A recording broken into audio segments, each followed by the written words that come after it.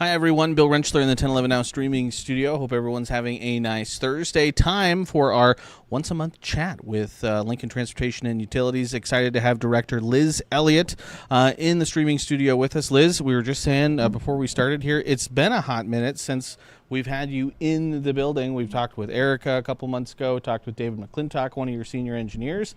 How have you been? It's been great, and I'm glad to be back here. I figured you guys were probably getting tired of hearing me, so I thought you could see some other people. You've been busy the last couple weeks and months. I know, obviously, construction season is still probably in full swing, but you've been finishing some projects, so we've been hearing you at some press conferences at some finished projects. We have, and that's summer and construction season is so much fun because we do have so much going on across the community, across the entire department.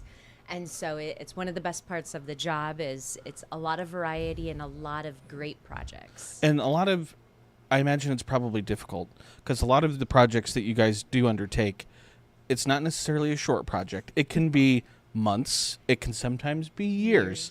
And so to finally see the finished product on the other side takes a lot of patience.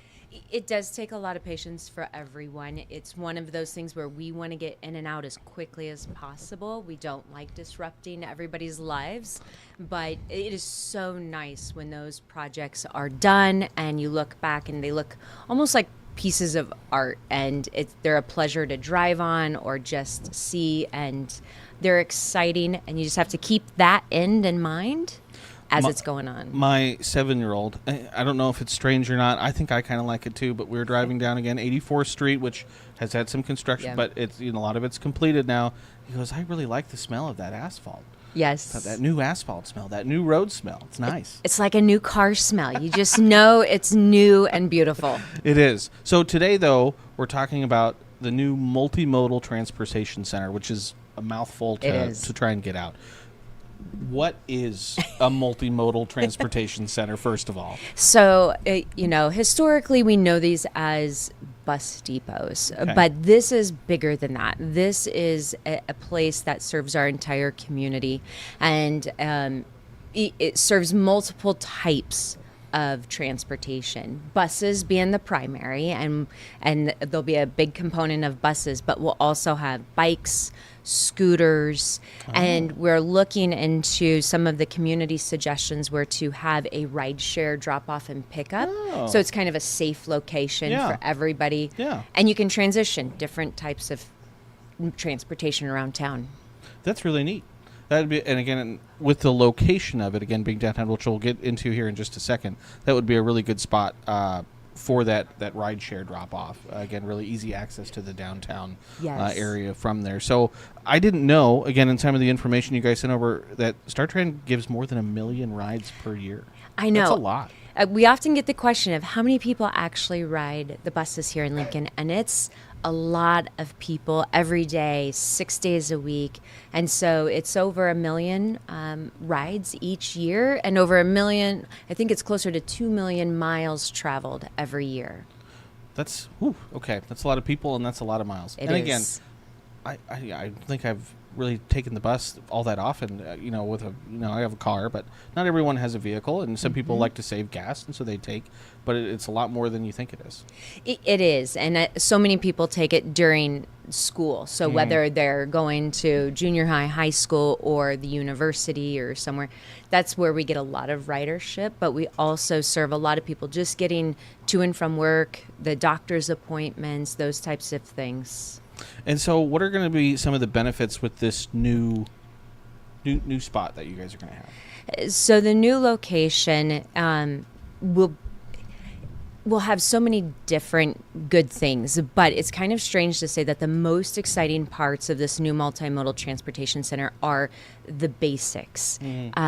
Having restrooms for the public and our operators. If you think about it, you and I can go to the restroom pretty much anytime we want during work because we work at a desk. But if you're a bus operator, when and where do you go to the restroom?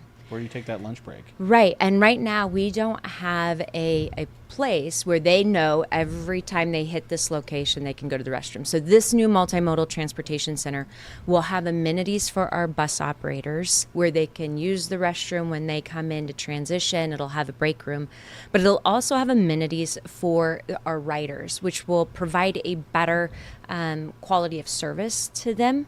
And so they will have an indoor heated and air-conditioned waiting area, public restrooms.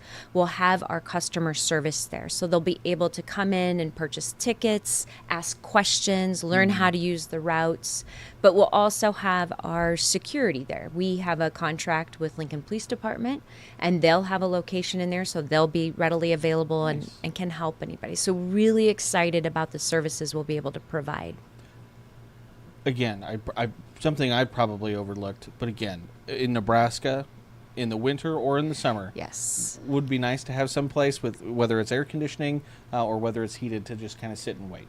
It is. Otherwise, you're sitting outside, just hopefully in a bus shelter, but not every stop has a bus shelter even. And if it's raining, if it's the 100-mile winds that we get here in town, it really can discourage people to ride the buses because they don't want to stand out in the elements.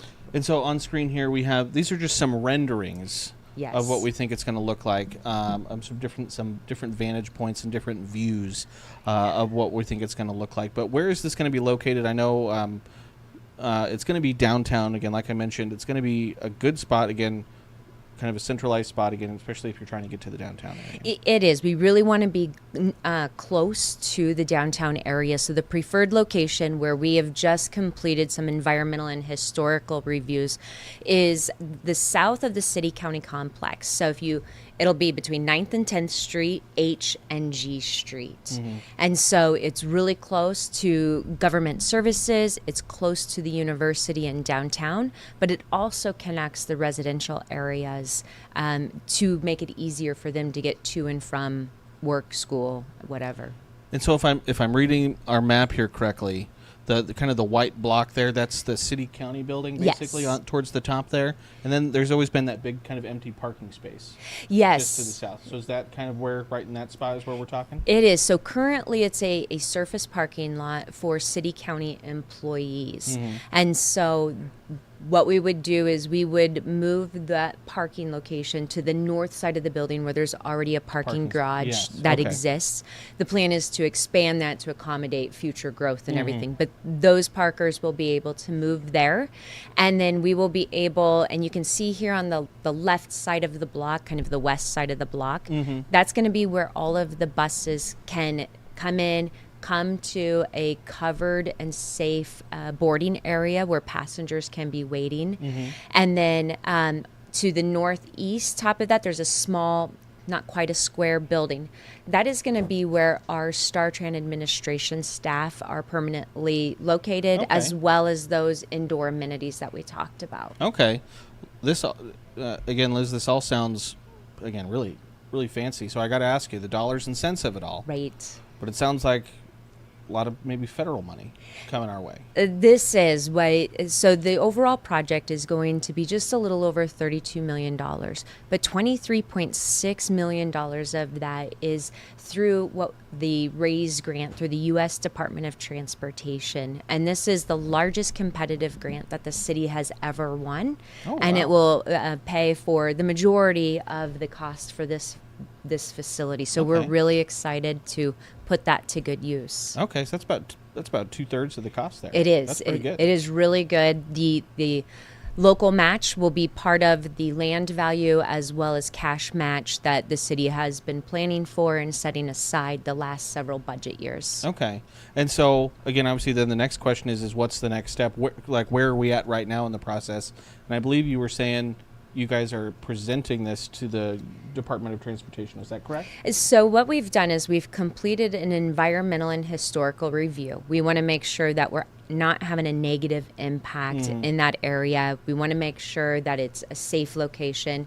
So we did things as part of this review, we did things like noise and vibration testing and those types of things. So we've completed that, and starting the 28th, so 2 days from now, We're going to open it up for a 30-day comment period for the State Historical Preservation Office and then the local tribes in the area to make sure we didn't miss anything. Yeah. Once that's done, so hopefully early November, we'll get the final approval from the U.S. Department of Transportation. Okay. And then we will be able to finish design, because right now, as you said, these are renderings. It's about 30% design. We'll finish design and start construction early in 2025. That's exciting. Very exciting. But this is also, like I kind of mentioned earlier, this is going to be one of those projects to see the payoff on the back end, because it's 2027 we think it would be done? Yes, so we anticipate just a little under a 2-year construction period, probably closer to 18 months by the time we start and get finished. The good part is we should be able to do all of the work and staging within the block. So we shouldn't have any traffic impacts to the community, but there are going to be impacts to city county employees trying to park in that area. So we are working with a lot of departments as part of our engagement to figure out a plan during construction. Okay. All right. Well, that's all sounds super exciting. Where can folks go, again, if they're interested in learning more about this or anything like that? Absolutely. We do have a project page for this program, so you can get there. The easiest way is to go to the city website, and you can type in the search bar multi-modal, and it will pull up that web page with all of the information, all of our public engagement, as well as the history on it. I think I'm trying to add it in here really quick. There we go. So this website right here. That comes up with a nice little pop-up of your rendering there. So, but yeah. Has a lot of information there, and as always, they can always reach out with any questions. Okay, so buses, scooters? Yes. So are you talking like the Lime scooters that I see around? Is that kind of Yes, the Lime scooters, those ones that are out there that can be rented. I rode one of those for the first time this last summer. I had a fun time. I was just kind of zipping around, going in circles around my wife. She didn't like it very much. She was yelling at me to stop, but I liked it. So buses, scooters, and then what else did you say there was? So we plan to have not only personal bike racks that you could lock your own bike up, but we'll also have bike shares. Okay. And then in the small little parking area just to the southeast corner, we'll have some public parking there for people using the transit, but hopefully also some ride share drop off and pickup locations. There's a lot of exciting things happening kind of just in the downtown area with the new is. park that's coming hopefully in the next couple of years that's going to be close by this. And that's part of the location for this, and part of the multimodal is we wanted to connect to all of the current and planned trails. And there'll be a trail that gets you to that South Haymarket Park. So it's a really good anchor for so much that's going on in the area. You guys are busy. We are, Doesn't but it's slow down. exciting. It does not. I mentioned it to you beforehand. We're not going to talk about it today because I don't think we want to talk about it yet, but snow season is right around the corner. You guys are already getting ready for that. We are. Snow, although a 4-letter word around us right now, is something that we do plan for and work on all year. And we're moving full steam ahead, getting ready for it. And I don't mean to put you on the spot, but I'll ask real quick, with the tree removal, how's that been going? Is that under your guys' or is that Parks? That thankfully is Parks Forestry. That's Parks, okay. So I finally had my city trees came and got removed, I think just last week. I know they've been very busy. They have been lifting mountains of trees. It is phenomenal the work that Parks Forestry has done. They have done. Although I think all the city numbers are very close to each other. My wife accidentally called the police department when she meant to call the Parks Department. I'm sure if she dialed one number further, she might have got a hold of you over at LTU. She probably would have. We are very close in numbers. All right. Anything else, Liz, that you want to make sure we get mentioned, whether it's about the multimodal project or anything else that's going on over at LTU? No, there's just a lot, and I would encourage, if people are interested in all of the different projects that we're doing, to check out our projects page, and you can find out anything that's currently going on or what's planned next year. Awesome. All right. Well, again, LTU Director Liz Elliott, thank you so much again for coming in, giving us your time. We really do appreciate it. Appreciate everyone for tuning in and for watching. As always, again, as always, keep it tuned to 1011, both on air and online, for all of your latest news, weather, and sports. And until next time, hope everyone has a nice Thursday.